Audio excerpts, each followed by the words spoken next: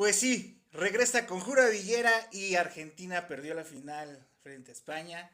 ¿Y qué onda, chavos? Dice, aquí andamos en este saludo de chavorruco, tratando de llegar a las nuevas generaciones. Pues, Todavía chavorrucos, aún no somos don chavos. exacto.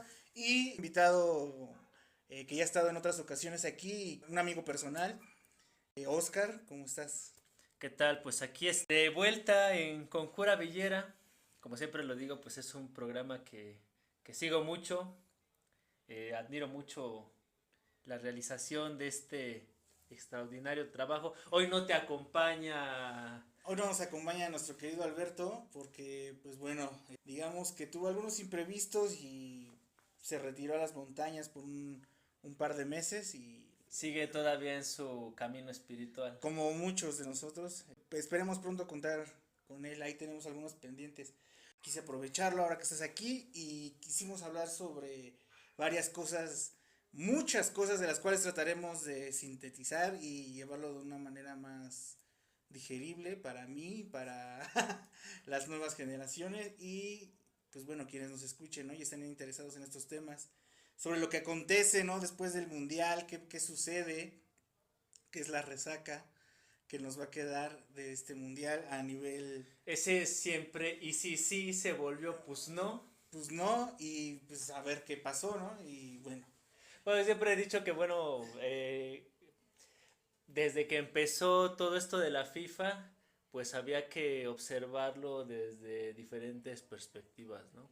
Curiosamente ahora que vino todo este proceso, yo me encontraba releyendo el libro de Freud, el de El malestar en la cultura, ok, y pues también andaba ahí de repente releyendo algunos textos de Carl Jung, psicoanálisis, ¿no? Desde una perspectiva colectiva, cultural y social. Entonces fue inevitable no relacionarlo mucho con los temas, ¿no? Y me acordé mucho del y sí, sí, y sí, sí, justamente por esa cuestión de que yo tengo la teoría de que si la selección mexicana hubiera ganado el mundial, pues ya estaríamos en un tema de seguridad nacional, porque los mexicanos hubieran tomado el Ángel, hubieran tomado el Zócalo, hubieran tomado toda la zona de la Ciudad de México y hubiera sido pues, un desmadre. seguramente, Sí, no. que de todas maneras lo hubo, ¿no? O sea, pues, se agarraron a lo mejor 2, 3 días de fiesta, pero dado que ya es un tema, sería un tema de seguridad nacional, pues no llegarían a trabajar en 2 semanas, tres No, y además semanas, la ¿no? Guardia Nacional se uniría yo creo que al festejo, ¿no? Claro, o sea, no habría manera de detenerlo. Pero viéndolo desde un aspecto psicoanalítico, pues esto implicaría analizar arcanos, hablar de un supra inconsciente colectivo. Y habría que decir, bueno, si los mexicanos pueden ganar el mundial, pues todo puede ser ya posible dentro de la mente, la conciencia colectiva nacional, ¿no? Entonces, rebasaría el tema de la seguridad nacional, sino sería a la supraconciencia, yo creo, al, a la idea de todos los mexicanos les saldría una máscara del santo y caminarían por el zócalo, ¿no? Y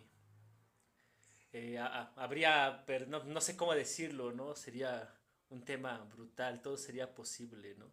Sin embargo, no hay que dejar de lado que como ya decían algunos antiguos filósofos, que el origen es destino y que para poder analizar algo en su forma y su modo y sus consecuencias, habría que preguntarse primero cuál es la finalidad de su propia existencia, ¿no?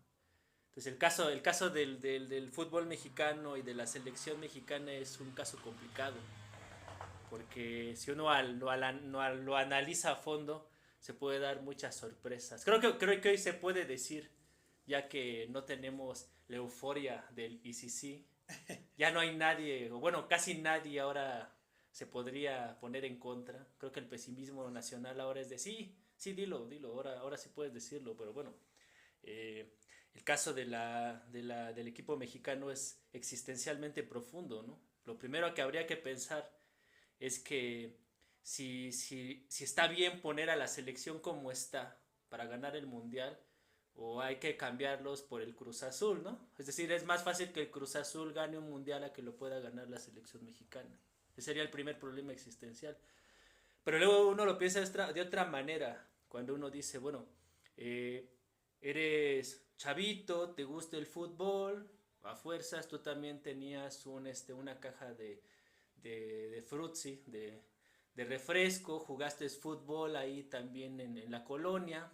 Literal pateaste la botella, ¿no? Literal El bote, patear el bote, ¿no? Exacto, ¿no? Tú también pateaste el bote, fuiste talentoso, tuviste la suerte de ser parte de la élite que ahora construye a la selección mexicana y de repente tienes el ánimo porque tú soñaste con ser representar a tu país. Representar a tu país. En nuestra generación podría ser, tú también vistes a Oliver, viste los supercampeones. Pertenecer a la élite de atletas, ¿no? En el fútbol. Llegas y llega un entrenador y te dice, a ver, chavos, ustedes no vienen aquí a sacar goles, ya llegaron las empresas privadas, arréglense bien, porque hoy vamos a anunciar este producto. Entonces la barrera es pan para sándwiches, sodas, tarjetas, exacto. Servicios precarizados para jóvenes. Y todo el sentido de tu vida cae en una crisis existencialista, quizás como la de Albert Camus en El mito de Sísifo, en el cual dices, ¿cuál es la barrera que distingue a mi condición como ser parte de la selección mexicana de repente ir a una farmacia y ver a un personaje jugar, bailar al son de la música latina en ese momento, ¿no? ¿Qué me distingue del personaje que me aparece ahí en la farmacia? Pues sí, pero bueno, para no irnos de la Patagonia al doctor Simi, pero sí me interesaría ir a la Patagonia en algún momento. Vimos algunos temas, ¿no? Sobre la situación actual, queremos ver, tratar de analizar el contexto en el que nos situamos, tú propusiste que fuera desde una perspectiva nacional, posteriormente podemos ir de lo micro a lo macro. Exacto, ¿no? Y entonces posteriormente pasar lo que sería este bloque latinoamericano. Hablar de la cuestión nacional, continental. Y pasaremos a la cuestión. La tercera guerra mundial, el fin del mundo y por qué no ya ahora que Donald Trump y Estados Unidos están desclasificando el tema OVNI, pues hablar de pasar de las guerras híbridas multipolares a las guerras interestelares, claro. Claro que sí, también no sé, porque hasta en las guerras interestelares hay chairos y conservadores, supongo, ¿no? Explotadores, ¿no? De razas. La explotación no tiene límites. Exacto, ¿no? Bueno, nada más para cerrar esto. Y mencionaba dentro de todo este conocimiento ufológico que muchos tienen las teorías de que en realidad estos seres grises son los sirvientes, digamos, los minions de otras razas, ¿no? Haz de cuenta lo que pasó ahora. O son las razas explotando otras razas finalmente. Fíjate como algunos caricaturistas lo pusieron hace 2 semanas.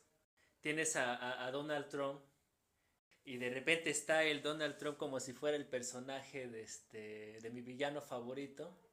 Y se le aparecen un montón de minions. Está Espriella. Sí, claro. Milei. Y pues todos sus minions. Sus minions de ultraderecha en América Latina. Podríamos definir de alguna manera muy simple y básica a qué te refieres con una guerra híbrida, ¿no? Ahora sí a lo macro entonces. Bueno, no tan macro porque no hemos tomado el tema de las guerras interestelares. Claro. No nos hemos ido todo. O bueno, entonces. El caso Roswell, la desclasificación de videos extraterrestres.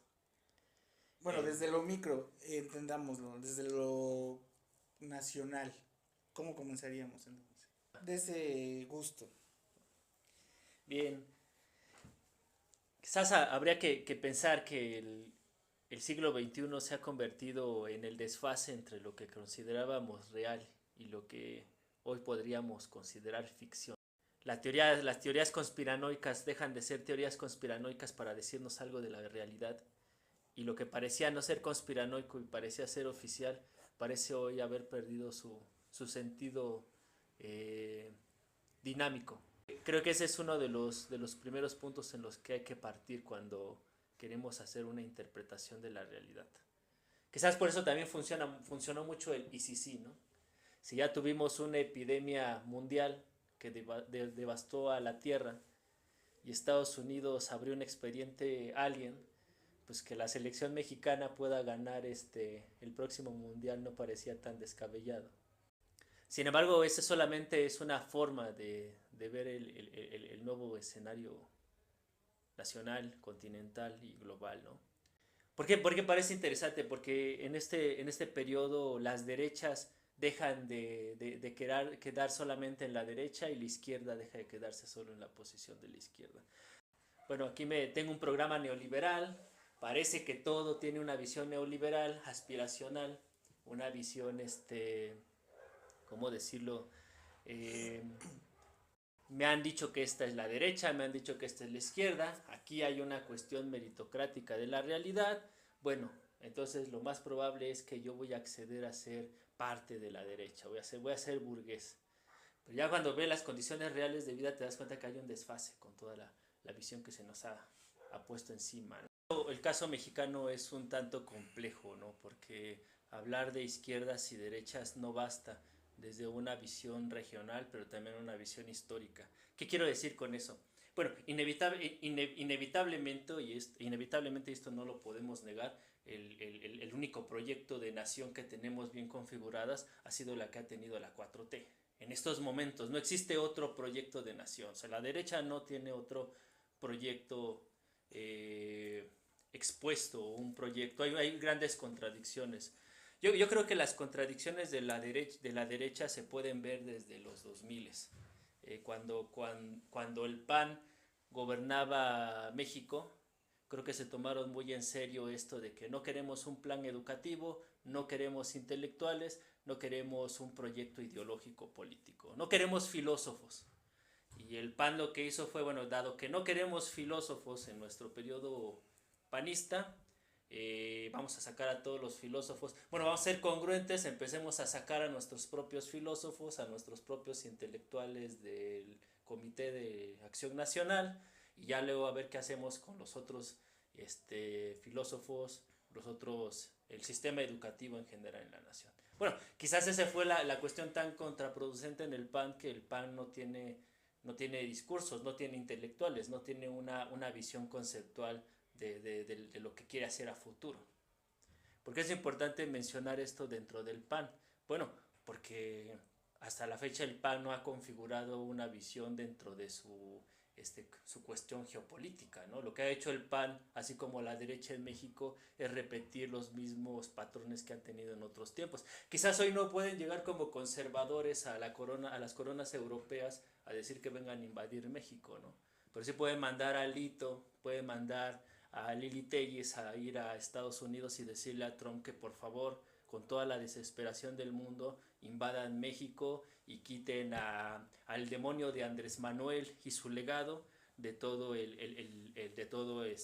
gobierno de México, ¿no? Porque es importante mencionar eso, porque eso no quiere decir que subestimemos a la derecha en México, ¿no? Y no subestimemos que aunque no tiene una visión del mundo, existen los peligros de la ultraderecha en esta región. Desafortunadamente, América Latina solo tiene 3 grandes bastiones de la izquierda continental, o 3 proyectos que se han divorciado, se han distanciado, han puesto una barrera ante la visión de la derecha, y por qué no decirlo, una visión también supremacista, una visión clasista, una visión antilatinos, anticomunidades indígenas, que ha tomado no solamente el control en América Latina, sino que está buscando el control mundial. Esos 3 bastiones que nos quedan es México, Cuba y Brasil. Y el caso mexicano es un tanto trágico, si se quiere ver de esa manera, porque la gran pregunta que nos hacemos hoy es ¿qué va a pasar en el 2030? Respecto a lo que mencionas, ¿no? En este punto tenemos 2 partes de la ultraderecha o de la derecha de los conservadores. No hay una organización de parte de la izquierda, o al menos no hay un plan lleve a esta ruta, ¿no? De los movimientos aislados de progresistas, vaya, ¿no? Que vayan a hacer frente a al conservadurismo o al liberalismo económico. La 4T, sinceramente, pues sí, pudo haber sido representada a lo mejor en el ámbito, pues que lo quiso hacer de la manera institucional. Sin embargo, pues desde que se consolidan institucionalmente como partido político, siento que sí ya había señales y muchas alarmas ahí sobre qué personajes o de qué manera se iba a llevar la política institucional, ¿no? Y hacia qué corriente se iba a llevar. Sin embargo, bueno, no sé, ya no hemos mencionado otros movimientos, tal vez como organizaciones estudiantiles que sin embargo siguieron, como apenas las manifestaciones de los alumnos del Politécnico que denunciaban mejores, bueno, mejores condiciones. Hay una parte importante, no es que también digan, bueno, aquí el compañero ya le está echando flores a Morena y a la 4T, no he mencionado todavía esta parte. No, claro que no, o sea, bueno, pero si me dejas terminar, o sea, más allá de que quiera ver que le estés echando flores o no, porque mencionaste también la parte de educación, ¿no? Sí, esta parte de que obviamente al conservadurismo, a quienes quieren mantener un status quo, no les conviene la cuestión de que se mueva la filosofía, porque más allá del estereotipo de la filosofía que solo queda en el mundo de las ideas, como lo hemos dicho muchas veces, es más bien la parte de transformar nuestra realidad, ¿no? O sea, Claro. entonces, pues claro, ellos no quieren que un joven empiece a ser crítico y que pueda transformar esa realidad de la cual no se siente perteneciente o que siente que simplemente no satisface lo que uno como ser humano El siglo, necesita. Ahora, este avance que se ha dado en la ultraderecha, como mencionas también, terminaste diciendo que pues quedan tres ejes, ¿no? Es México, Cuba y Brasil, tomando en cuenta que Cuba ha sido desde hace muchos años tal vez el primero, ¿no? Que ha resistido más y bloqueos que sufrió de parte de Estados Unidos. Bueno, Brasil como otro gran país en extensión geográfica y con importancia comercial, osciló en las últimas décadas entre esta disputa también de izquierda y derecha, ¿no? Pasamos de un Lula y a... mira, aquí habría que analizar las contradicciones entre la derecha y la izquierda. Primero, creo que aquí es importante mencionar que el concepto derecha-izquierda ya no son suficientes para poder darnos radares o conceptos para explicar la realidad social. O sea, decir izquierda-derecha ha perdido todo el valor, contenido y significado que ha tenido en otros momentos como en el siglo XX, ¿no? Siglo XIX, siglo XX, bueno, inevitablemente podríamos llegar hasta la Revolución Francesa, ¿no? Con esto de quienes se sientan a la derecha o a la izquierda, en este periodo prerevolucionario, no, ahora y después pensar la derecha izquierda, bueno, los izquierdistas son aquellos populares, son comunistas, los de la derecha son capitalistas, esto ya no basta para poder explicar el mundo, no tenemos parámetros suficientes para poder hacer un análisis con estos conceptos. En ese sentido, Hay quienes han propuesto otros panoramas, ¿no? Por ejemplo, otros sistemas, ¿no? Por otras ejemplo, categorías. claro, globalismo, soberanismo ha sido uno de los que ha tratado de enfocarlo, ¿no? Entre otros, ¿no? ¿Por qué menciono esto? Mira? Para empezar, pensar la derecha latinoamericana, la ultraderecha latinoamericana no es fácil, porque una cosa es la derecha estadounidense, evangélica, sionista, excluyente, racista, que puede explicarse desde diferentes fenómenos o proyectos colonizadores, ¿no? Me iría, por ejemplo, al proyecto de colonización inglesa en la época de las 13 colonias, ¿no? Cuando llegan los colonos ingleses, exterminan a todas las comunidades nativas americanas y bajo el enfoque de somos el pueblo elegido de Dios, este es el destino prometido, el destino manifiesto, nosotros declaramos que estas son nuestras tierras. Bueno, ese es un enfoque de la derecha que hoy abunda en América, pero luego habría que pensar la otra derecha, la derecha que está en el sur de Estados Unidos, ¿no?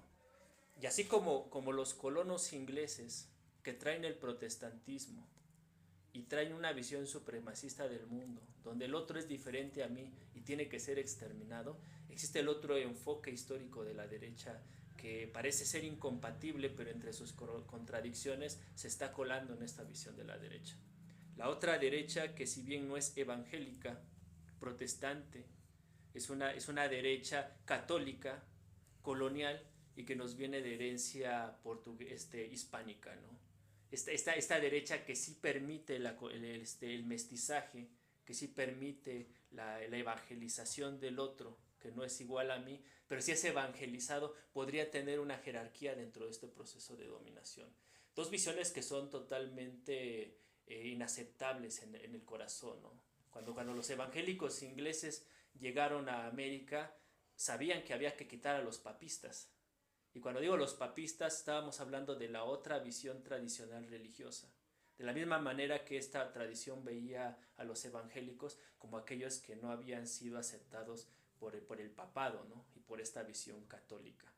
Dos proyectos que hoy están en la derecha, pero que uno puede explicar que se han disputado el control de América desde las grandes revoluciones de independencia en el siglo XIX. Hoy están juntas, hoy quieren convivir juntas y hoy están pensando que quizás sí pueden desarrollar un proyecto de colonización y dominación en América. Ahora, el proyecto de la izquierda, si se quiere poner desde esa visión, es la que ahora me genera muchos conflictos. Cuando lo vemos a nivel nacional y cuando lo vimos hace poco en el inicio de la FIFA, una de las cosas que uno puede analizar es que la izquierda institucional o la susodicha izquierda institucional, la que está en el gobierno, no tiene compatibilidad o no tiene el acercamiento con esa otra izquierda. La izquierda popular, la izquierda de las bases organizadas sociales y no tan organizadas tampoco. Esa es la emergencia. Cuando empieza la FIFA en México y de repente vemos el caso de las madres buscadoras y de repente vemos sindicatos, organizaciones docentes, estudiantiles, tratando de visibilizarse porque el inicio de la FIFA en México permitían una visibilización, llega un aparato de Morena que dice, bueno, es que si no estás contra mí, entonces tú eres de la derecha también, ¿no? Entonces ahí habría que decir, el problema no es si los movimientos sociales se levantaron en ese momento, querían visibilización. La cuestión es que esto evidenció las contradicciones de una izquierda institucional que ha perdido de vista el contacto con las bases sociales. Cuando Morena era un aparato, un instrumento de politización, un instrumento político en el 2015 al 2018, había una conexión con las bases sociales. Incluso veías el Comité Ejecutivo Nacional y Estatal y tenía una Secretaría de Mujeres, una Secretaría de Derechos Humanos, una Secretaría de Formación Política, había una Secretaría de Comunidades Indígenas. Había una intención del movimiento todavía no partido o ya en proceso de institucionalización que buscaba la comunicación con las bases sociales. Hoy eso no existe. Ahora parecía ser que el partido recuerda mucho a Luis XIV cuando en vez de decir el Estado soy yo, quiere decir la izquierda soy yo. Esos son los peligros, porque si la derecha no va a llegar a México por un partido externo, un partido de oposición a Morena, la derecha va a llegar desde el interior de Morena, desarticulando la relación de las organizaciones sociales con el partido, cortando con sus intelectuales y cortando con una base crítica, social y activa. Muy bien, Oscar, pues ya nos queda muy claro que sí, no es que literalmente le estés besando los pies, que estés diciendo que la 4T es la panacea, ¿no? Que representa toda la izquierda, y mucho menos siendo esta, más bien es la representación institucional del Estado ahora. Esto no quiere decir que le estemos haciendo el juego, ¿no? A la derecha, por el contrario, el que nos preocupa saber que hay un avance, saber que hay desinformación entre los jóvenes y que tal vez estas etiquetas de derecha e izquierda ya no quedan tan claras, o más bien ya no, dices, ya no son satisfactorias, ¿no? Para definir lo que nos acontece en la realidad. Pues de alguna manera de hacer una dualidad, una división, yo incluso pondría también, no sé, no diría derecha o nacionalismo, ¿no? Porque también sabemos que hay nacionalismos extremos con tintes supremacistas como el fascismo, y pues también sabemos que existe la globalización, bueno, no la globalización, discúlpame, pero precisamente nacionalismos defensivos, pero también colaborativos, es decir, Claro. hay términos como lo que mencionaste Pero yo recuerdo el término mundialización, ¿no? Y más allá de la parte de ser algo chistoso, de, pues no sé, se están inventando estas cosas, es decir, ya nos quitaron en el lenguaje ya nos quitaron la palabra global, o sea, que algo que engloba universalmente para esta parte de colaborar, ¿no? De económicamente, culturalmente, ideológicamente, hacer un intercambio, pero sin tratar de, obviamente, sacar beneficios del otro, ¿no? En el caso, como sabemos, la globalización fue una evolución de lo que es el capital, ¿no? Perdón, ya nada más para terminar. Entonces, existen, vaya, hay gente que ha buscado alternativas de si nos han robado esta palabra, digamos, en un lenguaje, pues bueno, está la mundialización. Al final el mundo es el que debe de colaborar y hacer algo, el progreso, ¿no? Vaya. Entonces yo también lo podría definir así, a lo mejor para mí explicarlo, ¿no? Si una vez llega mi hija y me dice, hoy, ¿a qué te refieres con ser de derecha? ¿A qué te refieres con ser conservador? Pues tal vez yo le diría, para mí es la parte negativa de esta realidad, donde te dicen que hay un supremacismo, que alguien vale más que el otro, donde te dicen que hay ciertos valores que ya no van, y sin embargo yo me consideraría de izquierda, no por pertenecer a la 4T, no por lo que sí confieso, bueno, no es confesarlo, o sea, todo el mundo sabe que tuve mucha empatía y tengo todavía tal vez hacia Andrés Manuel, pero hacia la figura que representó simbólicamente a través de la oposición, como mucha gente a través la tiene del general Marcos, ¿no? Independientemente, no vamos a ahondar tal vez hoy en el ZLN, pero igual, o sea, cada quien va a identificar esto, como la gente que yo simplemente me identificaría de ser de izquierda, yo le identificaría a la izquierda con el humanismo, el decir tengo la empatía precisamente con los movimientos, como acabas de decir, de las madres buscadoras, estamos en una situación donde me estás diciendo que la 4T sí, históricamente, al igual que Andrés Manuel pasa como el primero históricamente, que es lo que él quería ser el Benito Juárez de nuestra época, como el primer presidente de izquierda, ahora pasa Claudia como la primera mujer, estamos avanzando, ahora las mujeres están al frente, lo cual está chido, pero contrasta con los datos, que tenemos otros datos, sobre las desapariciones, ¿no? En mujeres, el machismo que sigue imperante, la violencia de género y todas estas cuestiones. La derecha, entonces, la derecha la derecha, claro. Pero, lo que quiero decir, hay varios escenarios que se han puesto con la pregunta, bueno, ¿qué es Morena? Desde mi punto de vista, tomando a la historia y la reflexión filosófica de la historia, habría que pensar lo siguiente. Bueno, pero de repente hay diferentes momentos históricos del partido. Solamente voy a poner dos ya para acabar esta parte. Por favor. Te voy a decir por qué. Pero... Uno, Morena cuando era un movimiento social en proceso de institucionalización. Morena del 2015, del 18. ¿De dónde proviene el nombre? Movimiento. A Morena. Cuando tú revisabas los estatutos en ese momento, incluso se decía Morena con M minúscula. Ajá. Porque todas las letras eran iguales. Era un proceso en el que habían luchadores sociales, ciudadanos activos, académicos, tenías a Virgilio Caballero, que era un extraordinario periodista, de repente tenías colaboraciones de diferentes organizaciones sociales, colectivos, habían diferentes figuras de todo el ámbito social que discutían los temas. Bueno, en el 2021 eso acaba y de repente se empieza a profundizar la institucionalización del partido, se rompe esta colaboración con las organizaciones sociales y tenemos ahora otro Morena.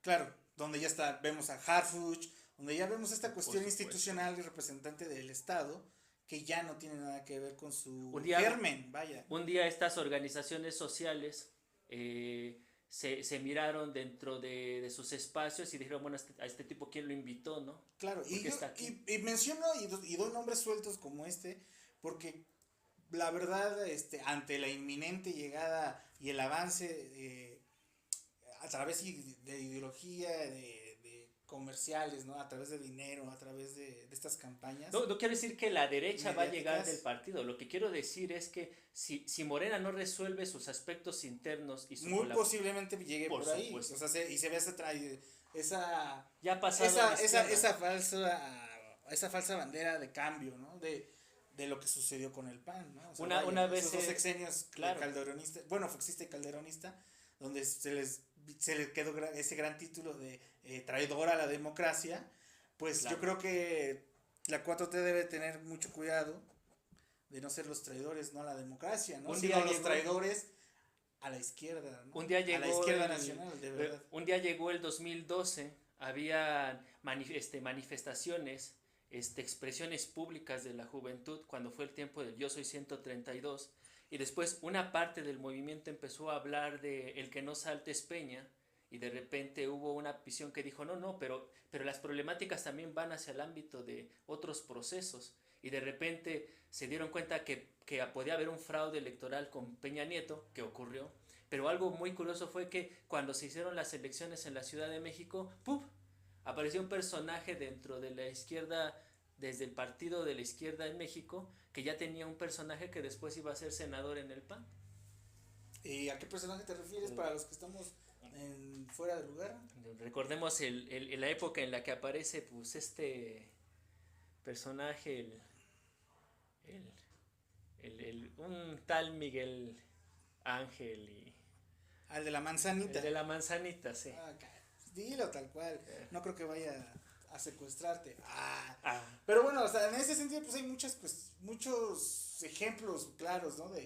De gente indeseable y que es contradictoriamente afina a lo que se hace decirle lo que representa la 4T, que es la izquierda. Que luego, o sea, para no hacer tantas vueltas, pues bueno, quería nada más ser puntual en que para mí, pues ya, la 4T ya dejó de representar tal cual. Por supuesto. ¿No? De esta parte de las bases populares que es una crisis en la izquierda. Ya no hay, ya. Eso creo que para empezar a querer construir algo nuevo, a tener un nuevo proyecto, sin duda alguna, debemos tener claro desde ahorita que ya la 4T, tal cual, ya no es rescatable, ya hay ¿no? O sea, que finalmente estas élites de poder que pueden llegar a tener el control sobre ahora este partido. No estaría tan seguro. Permíteme, ya para terminar, es que quienes tienen este control, pues ya tienen un plan trazado para lo que va a acontecer en las próximas, mínimo en las próximas elecciones, ¿no?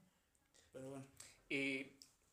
Adentrándonos a la visión ya de la derecha y la izquierda a nivel latinoamericano, pues yo no estaría tan de acuerdo con esa cuestión en Morena, porque una cosa es ver los fenómenos políticos desde la visión académica, en donde podríamos tratar de construir ciertos escenarios y de repente tomar uno de ellos, y otro es pensar a la política como una praxis cotidiana y de estratégica, ¿no? Tanto para los dos la política es el reino de la incertidumbre.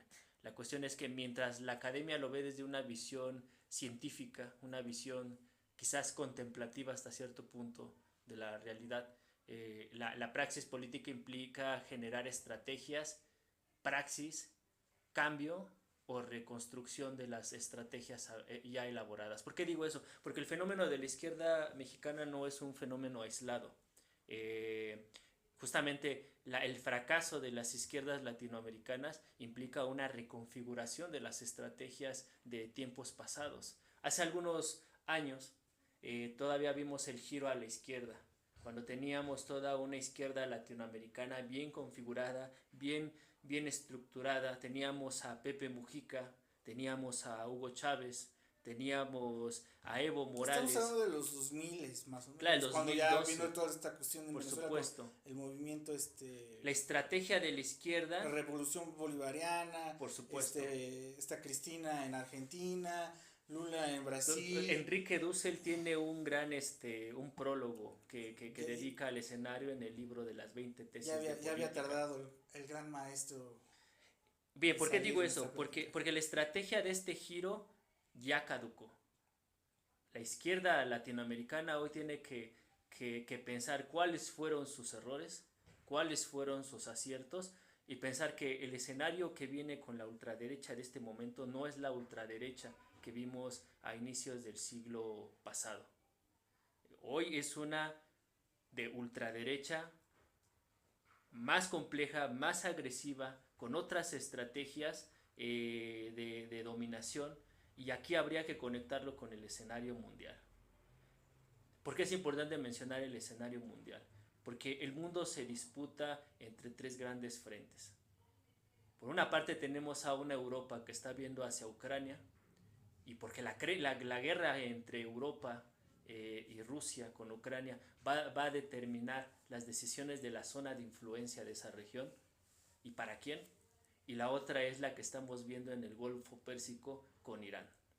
Bien, hasta el momento los conflictos europeos y asiáticos se están disputando por medio de las armas.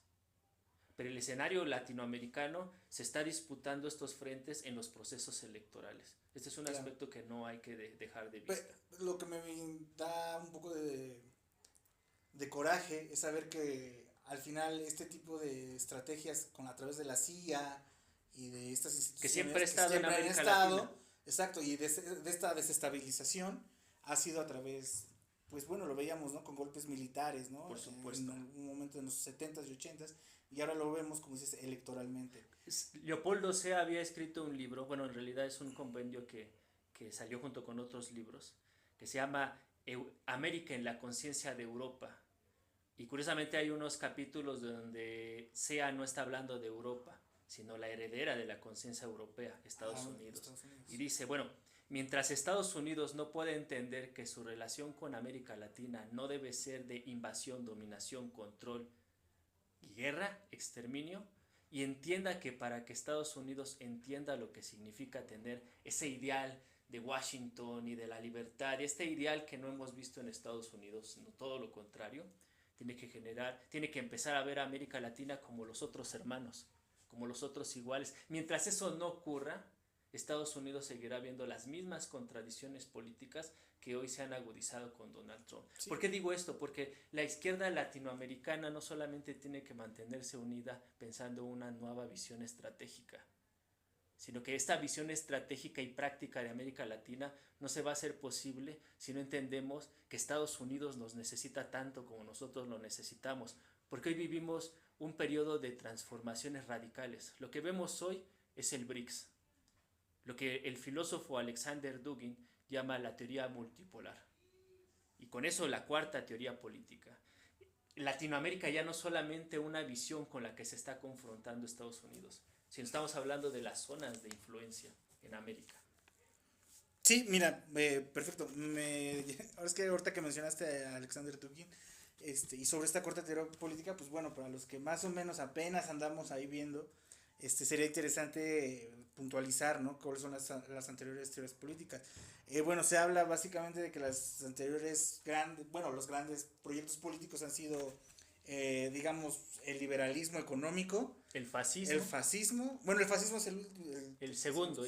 Y el marxismo. ¿no? Llámese socialismo, comunismo, vaya, o estas partes, digamos, el tratar de... En la cuarta teoría política, Dugin plantea que esta teoría política es el Dasein, es decir, es el ser ahí en el plano político. Pero después de la muerte de Dios que anuncia Friedrich Nietzsche, cada teoría política se disputa esa resolución de la muerte de Dios, de diferentes maneras. Muy bien, Oscar, empezamos a hablar ahora sobre Alexander Dugin, pero igual, ¿no? O sea, para la gente que no estamos tan metidos en el rollo de académico, o no conocemos, trato de aterrizar esto, ¿no? Para igual el día que mi hija me pregunte, papá, ¿por qué no me puedes llevar a Six Flags? Pues mira, hija, porque no hemos llegado básicamente a la cuarta teoría política, de la que ni siquiera el tipo que alarde estar buscándola tiene idea de qué puede hacer. No es cierto. Bueno, para aterrizarlo de manera muy coloquial, digamos, la primera teoría política está en esta parte de el libre mercado, ¿no? El liberalismo, que ya sea que evolucionó, deriva en capitalismo, globalización, microcapitalismo y tantas cosas. Viene la contestación marxista, ¿no? El materialismo histórico, llámese anarquismo, llámese comunismo, socialismo, con diferencias, pero digamos tratan de llevar por el otro lado, ¿no? Con ser la contestación al liberalismo. Finalmente hay una tercera que llega, que es el fascismo, ¿no? Muchos estudiosos de política consideran que esta tercera es el fascismo, llámese desde incluso en... Yo más que esta cuestión Ahora, fascista la llamaría una... totalitarismo, ¿no? Tal vez, por decir, o sea, en Rusia se presentó desde la manera del socialismo, sin embargo, hubo una dictadura. Y también hay dictaduras, vaya, liberales, ¿no? Y militares conservadoras. Antes que eso habría que pensar que, bro, cuando Dugin piensa las teorías políticas, está planteando también que en cada una surge un sujeto existencial. Mientras que el sujeto existencial del liberalismo es el individuo, en el fascismo aparece como el Estado, la raza, la nación. Y en el marxismo aparece como la lucha de clases. Es decir, la cuarta teoría política no ha definido todavía en todo este escenario mundial, multipolar, lo que sería el siguiente sujeto existencial.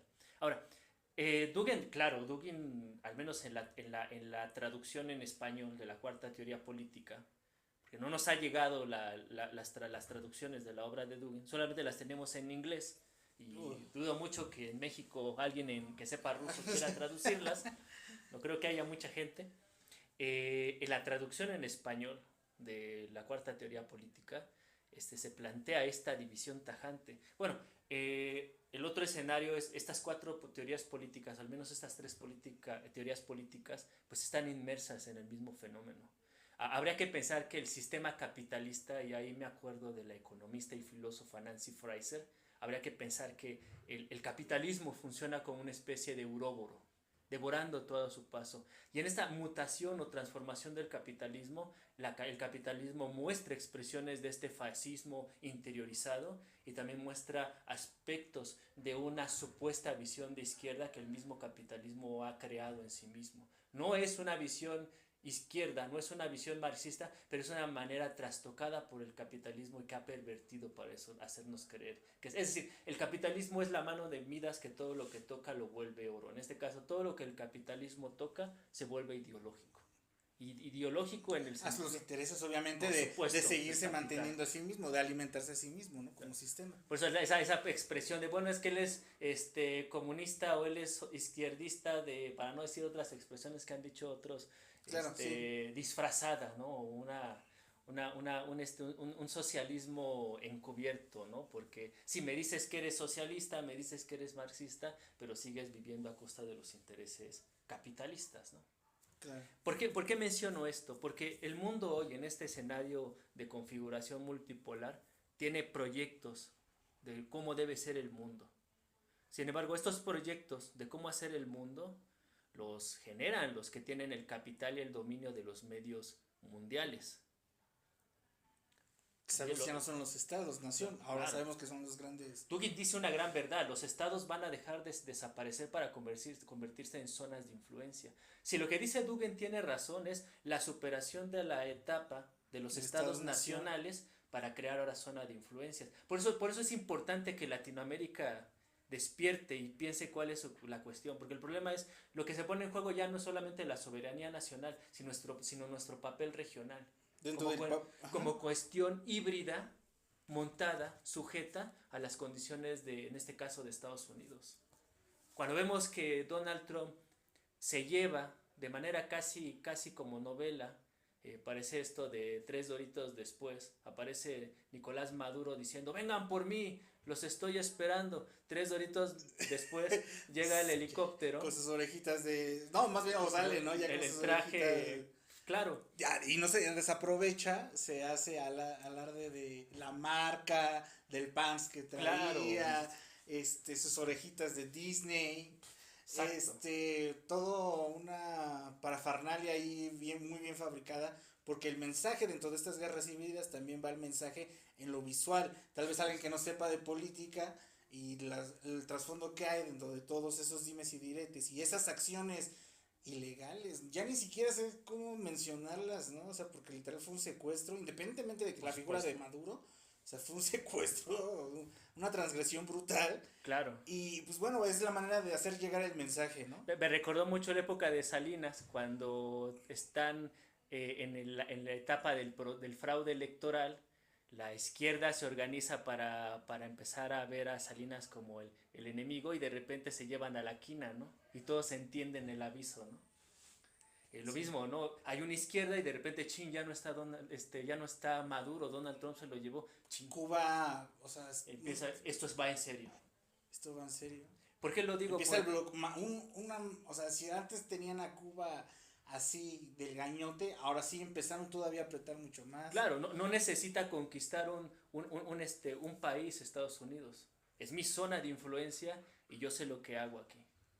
Eso, Vimos el ascenso de la derecha en Chile. por supuesto. Algo que yo te comentaba una vez, algo que a mí me hacía mucho ruido era este apellido Fujimori, ¿no? O sea, no sé si las nuevas generaciones en Perú no tengan memoria, no tengan acceso a saber lo que representa este apellido, ¿no? Y que ahora es la hija de Fujimori esté electa representando estos intereses se nos ha olvidado conservadores. que el supremacismo en América Latina había llegado mucho tiempo. Durante la época de su padre, en esa época del Fujimorismo, habían prácticamente castraciones, había la persecución de comunidades indígenas ante la cuestión de esta visión dictatorial.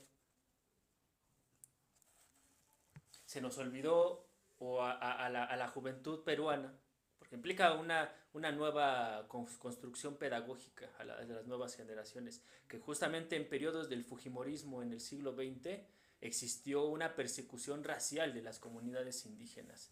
Estamos hablando de los tiempos de Sendero Luminoso, cuando el Fujimorismo, en su visión supremacista y racial, quiso exterminar a comunidades indígenas.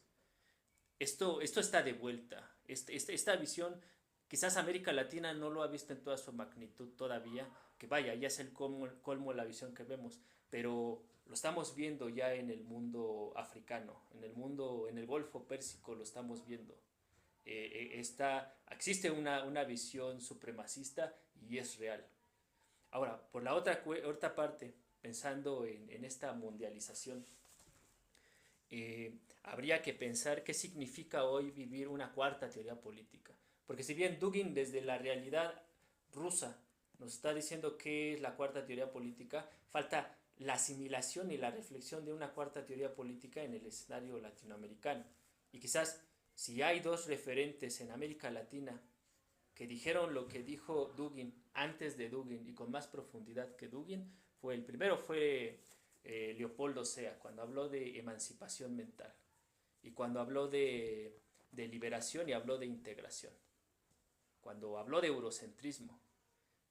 Vaya, a veces cuando leo a Dugin digo, en estas partes está parafraseando al maestro mexicano.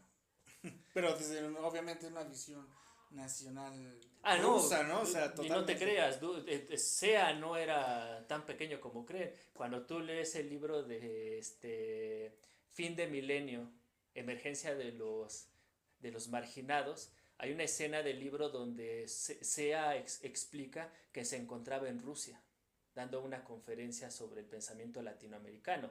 Los rusos veían a Sea como el gran Sea, el filósofo de México.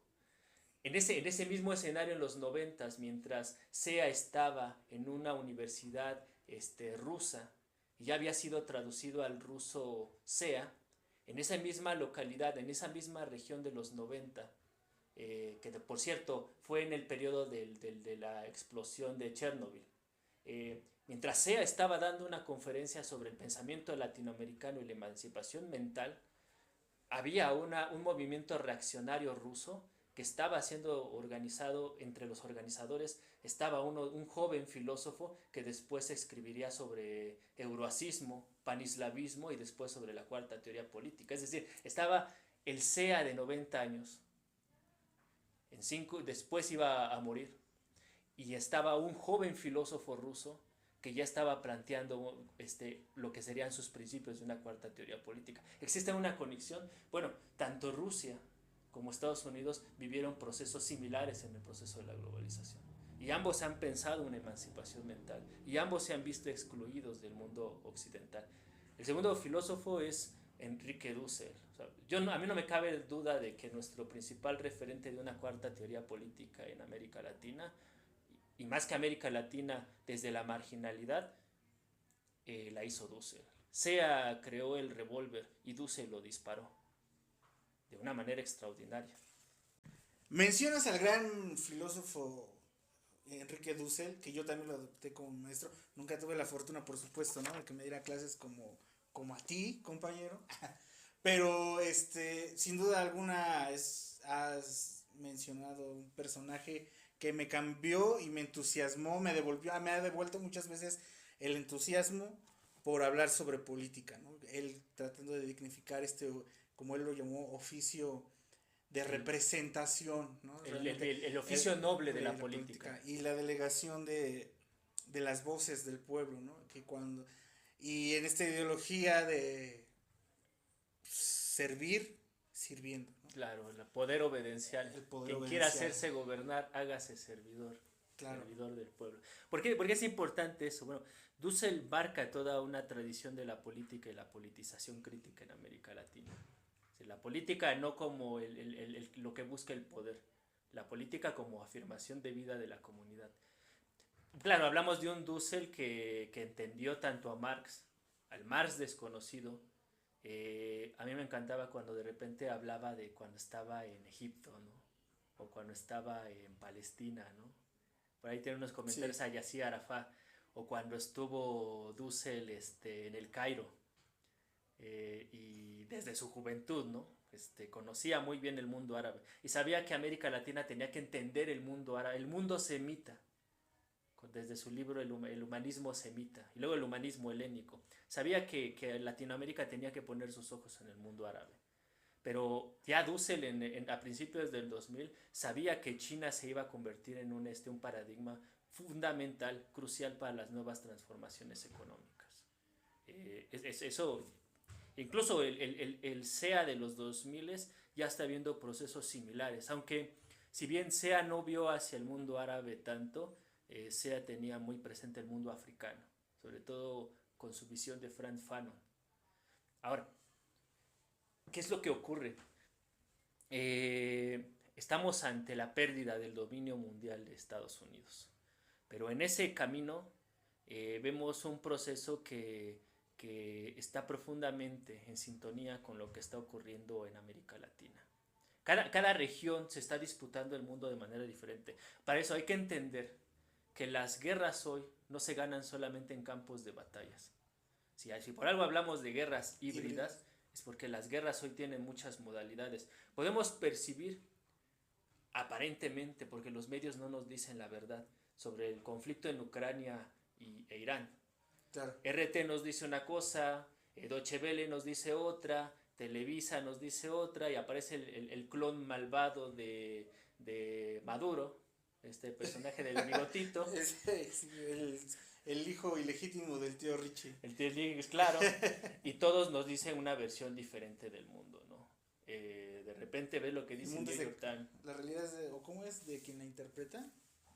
Aparentemente, porque en el siglo XXI el sujeto también ha desaparecido. Hoy el sujeto se desvanece, se desindividualiza, se descolectiviza y se convierte en la inteligencia artificial. Es decir, ya no son los sujetos, sino es el gran sujeto. Ahora, en ese panorama, Europa ha perdido su zona de está perdiendo su batalla con Ucrania. Y si uno mira a Dugin y piensa en la idea del paneslavismo y el euroasismo, pareciera ser que la zona de influencia que está buscando Rusia es Europa. Ahora sí que aquí en México teníamos un personaje, Porfirio Díaz, que decía, pobrecito de México, tan lejos de Dios y tan cerca de Estados Unidos. Hoy Europa podría decir, pobrecita de Europa, tan lejos de Estados Unidos y tan cerca de Rusia. Es el panorama que está buscando. Rusia necesita Europa para esa zona de influencia. Pero en el mundo chino pasa lo mismo con Irán. Irán es la gran barrera por la que quiere cruzar el mundo sionista, el mundo norteamericano, para poder llegar a la otra zona de influencia que ya está dominada por la gran China. Esa es la otra gran crisis. Por eso la gran desesperación por tener el mundo iraní. Irán representa hoy, y la muerte de Ali Khamenei, el símbolo de Ali Khamenei, representa esa gran resistencia de la otra visión del mundo que no pertenece al gran capitalismo occidental. Ahora, el escenario latinoamericano es triste porque si la guerra en Europa está fracasando en Ucrania y en el mundo asiático africano la derecha está perdiendo su dominio por Irán y China, en América Latina no ocurre lo mismo. No, claro, estamos hablando desde el momento en que en Asia, ¿no? O sea, Rusia y China están viendo los propios intereses que han y esa estabilidad y ese crecimiento que han tenido a través de la construcción, ¿no? De verse como imperios, ¿no? Como los grandes imperios que han sido, ¿no? En América Pues eso Latina es la es la multipolaridad. multipolaridad en América Latina, bueno, de este lado en Occidente como América Latina, pues vaya, no se ha podido concretar, ¿no? Lo que mencionábamos hace rato. Sin embargo, se ha visto la decadencia, digamos, desde este mismo bloque que es Europa con la OTAN y Estados Unidos, ¿no? Por supuesto. Y pues bueno, América Latina jugando ahí.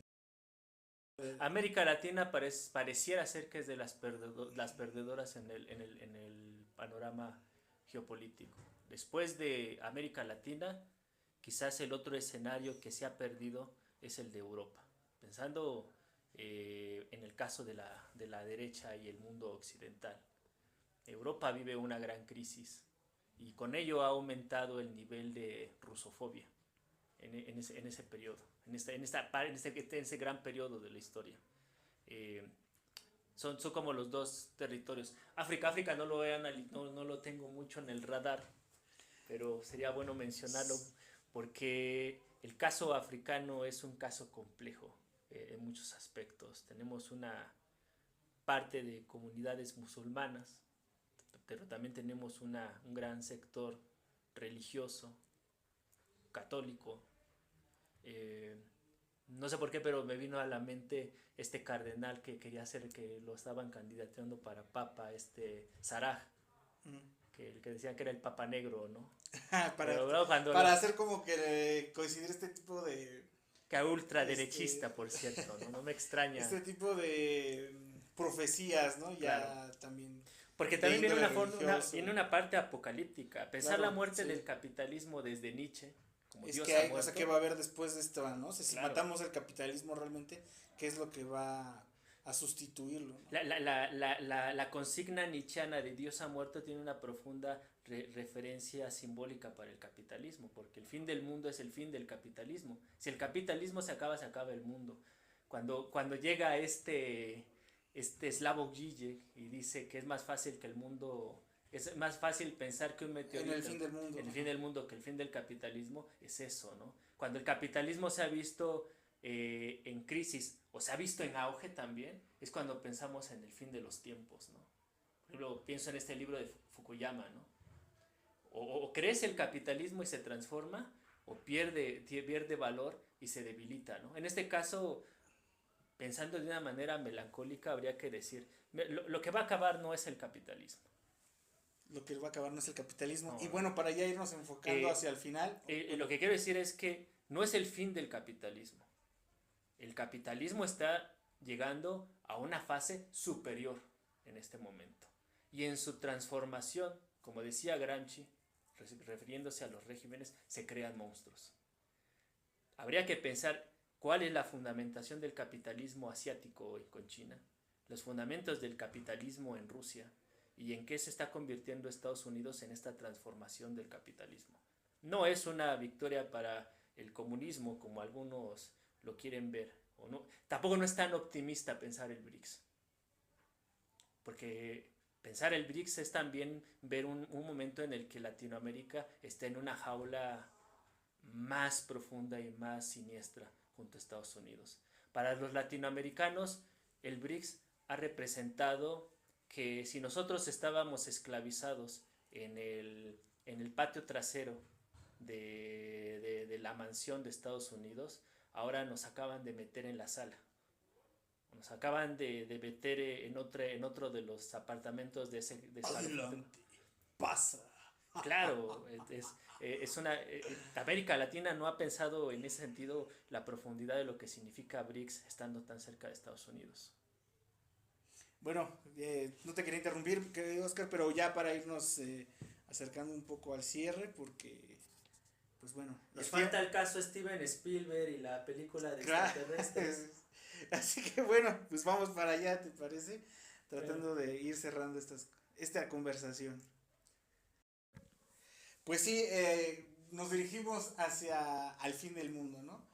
Eh, Puede ser que para estos siguientes eones el imperio ruso y el imperio chino estén tomando más fuerza y bueno, Europa dando patadas de ahogado junto con Estados Unidos. Sin embargo, no creo que tal cual termine de caer el imperio. Está sumamente debilitado. Sin embargo, nos arrastra, ¿no? Vemos que América Latina está siendo arrastrado hacia esto y que no hay tal cual o no se vislumbra por ningún lado alguna manera de combatirlo más allá de los discursos bonitos de humanismo y pues no sé, un humanismo multipolar, un ¿no? Quizá. humanismo multipolar. Pero en acciones concretas no parece ser que haya mucho avance, ¿no? Entonces, bueno, para esto que es el fin del mundo, no creo que haya una guerra nuclear, al menos yo. Sin embargo, pues bueno, sabemos Para que algunos analistas no falta mucho, la guerra va a Luis. ser más bien por el control de la inteligencia artificial. Y Ese lo es ha un... mencionado precisamente Putin, ¿no? Entonces, pues bueno, ya para llevar esto al final, vamos a hacer un pequeño plot twist. Y vamos a. Es el siglo de la revelación, el año de la revelación. Y tú quieres revelarnos también estos secretos oscuros de Steven Spielberg, sionista. Así que, a ver, venga. Pues, ¿qué podemos decir, no? Ya nada más falta que vengan los Ya extraterrestres. analizamos México, analizamos Latinoamérica, analizamos el mundo y ahora quieres analizar el macrocosmos. La... Quizás aquí habría que pensar en el inconsciente colectivo. Y habría que pensar por qué hoy el escenario ovni empieza a tener relevancia, o al menos para los que quieren que desviemos nuestra atención de otros panoramas. No sería la primera vez, ¿no?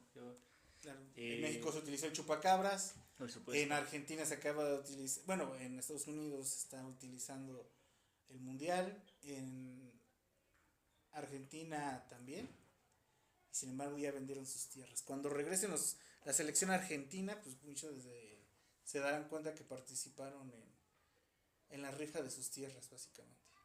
Quizás habría que analizar el ámbito simbólico, inconsciente, de una guerra interestelar.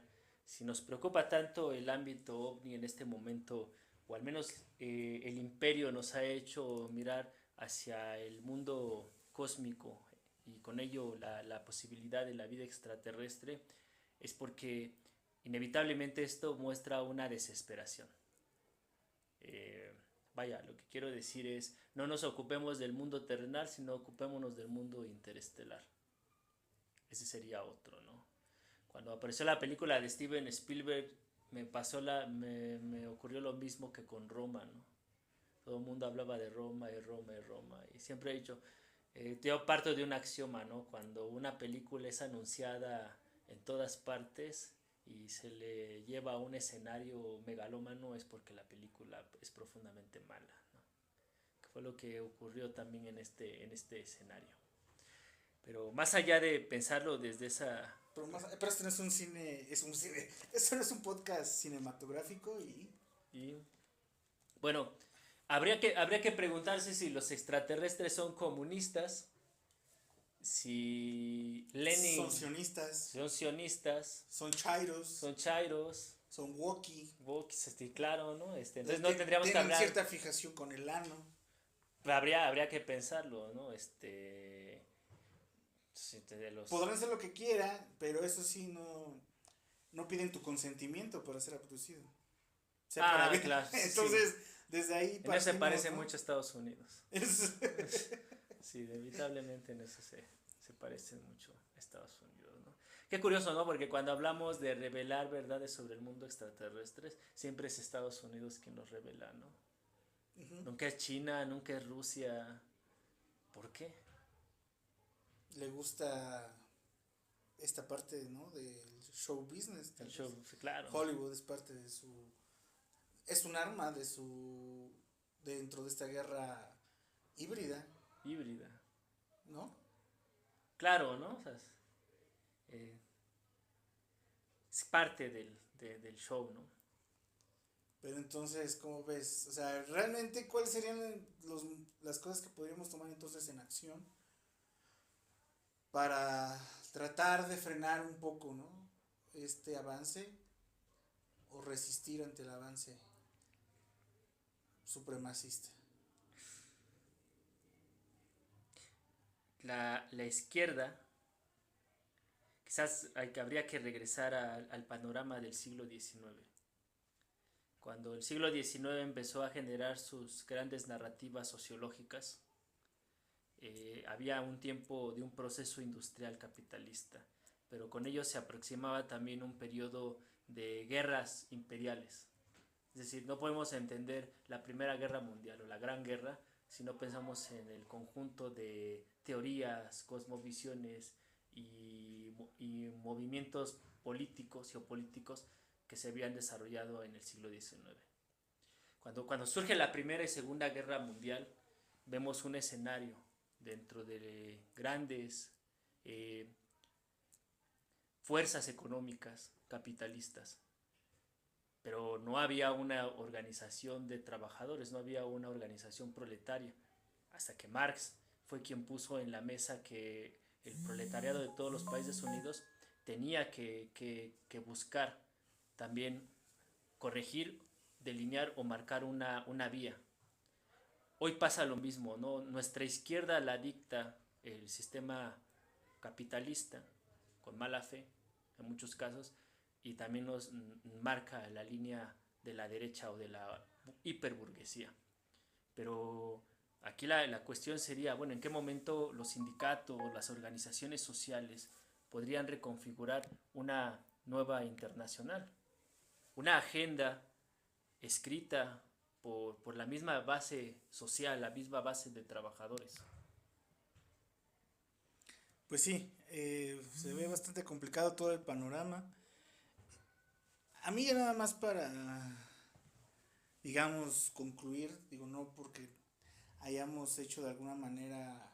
Es un gran reto. Es un gran reto, ¿no? Saber el proyecto... La inteligencia artificial, las redes sociales tienen las 24 horas del día modificando nuestras estructuras cerebrales y modificando nuestras relaciones sociales. Y por eso a mí cada vez me cuesta más trabajo tratar de poder expresar mi preocupación por cómo se va a contrarrestar, a resistir o cómo vamos a mejorar y a lo que finalmente nos dedicamos como magos a cambiar la realidad, ¿no?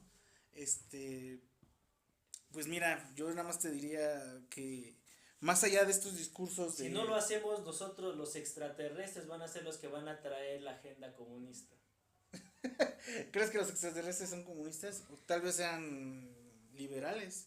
Eso es lo que me temo. Tal vez Milei sea en realidad representante de... No, por favor, Milei, no has visto que es...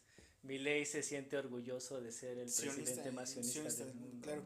Bueno, entonces te decía, en conclusión para mí, más allá de decir que una izquierda y dejarnos guiar o influenciar por estos choros mediáticos de que la izquierda no funciona, que la izquierda es Stalin, que la izquierda es opresión, sumisión y es el Estado, sí tendríamos que seguir puntualizando, ¿no? Las diferencias en lo que es definirse de derecha, de izquierda, liberal, progresista, ¿no? En cuestiones políticas y sobre todo financieras, ¿no? Sobre el manejo de los recursos y de la producción. Sin embargo, como identificación más que un terian, yo diría, pues para mí la izquierda es eso, ¿no? Humanismo. Para mí la representación de decirme yo soy de izquierda es ser humanista y eso implica el bienestar colectivo, el bienestar propio, por supuesto, pero pues no de nada sirve el propio si no está el colectivo.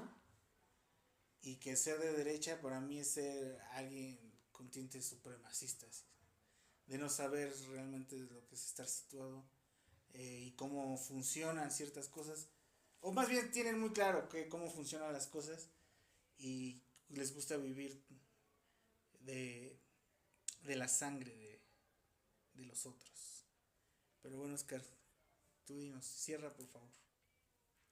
Acabas de recordar una teoría conspiranoica que ha abundado, que cuando termine la FIFA van a haber abducciones colectivas por todos lados, ¿no?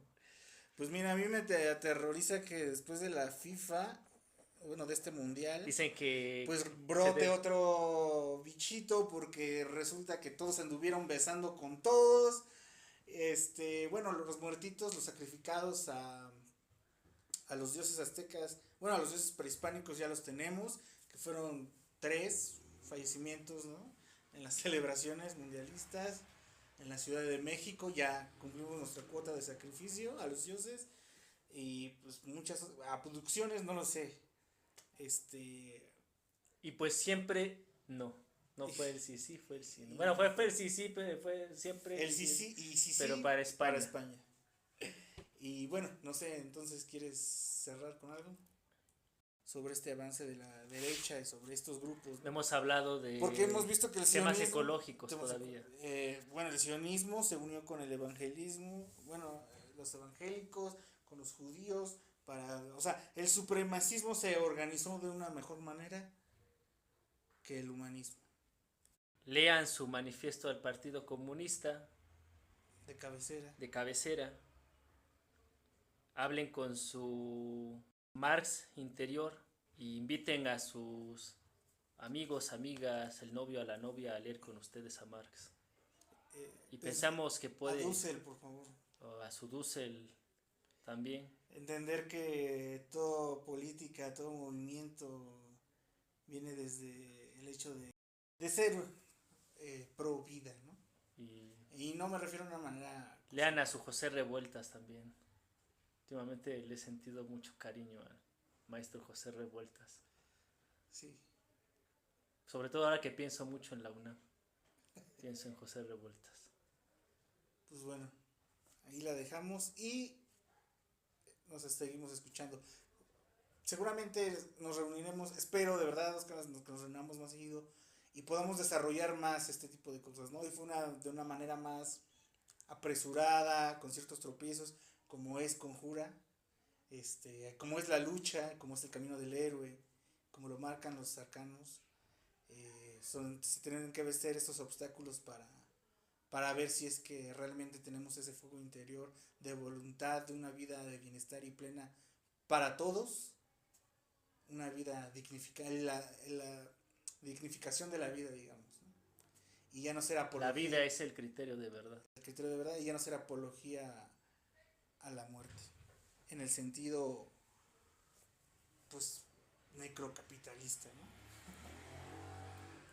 Bueno, ojalá que hablar del filósofo Achille Bembe. Y vámonos porque parece ser que Marco Rubio ya anda solicitando que llegue ICE por nosotros.